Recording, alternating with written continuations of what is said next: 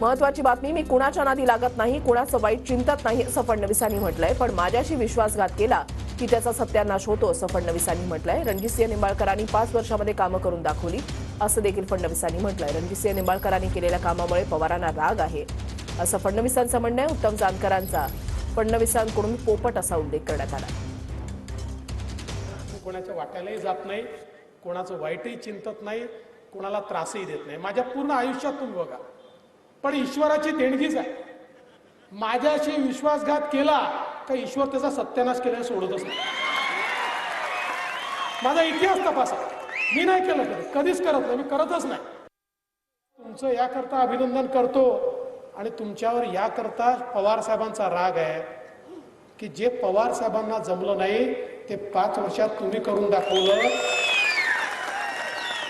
आणि म्हणून पवार साहेब म्हणतात वाटेल ते झालं तरी रणजित नाईक निंबाळकरला पाडा, कारण हा पुन्हा निवडून आला. 5च वर्षात आमची दुकानं बंद करायला निघाला, पुन्हा 5 वर्ष निवडून आला तर हा काय करेल. आता तुमच्याकडचे काही पोपटे बोलायला लागले.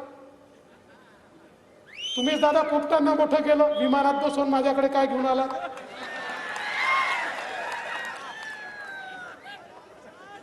आणि ते आता अजितदादांवर बोलतात, ते अजून कोणावर बोलतात. रातोरात त्यांना असं वाटलं की ते राष्ट्रीय नेतेच झाले, राष्ट्रीय नेत्यासारखे बोलू लागले. त्यांना हे माहिती नाही आहे, हीच ती जनता आहे ज्यांनी त्यांना मोठं केलं होतं. कारण ते संघर्ष करतील असं वाटलं होतं, पण त्यांनी संघर्षाच्या ऐवजी समझोता केला. जनता त्यांच्या पाठीशी राहणार नाही.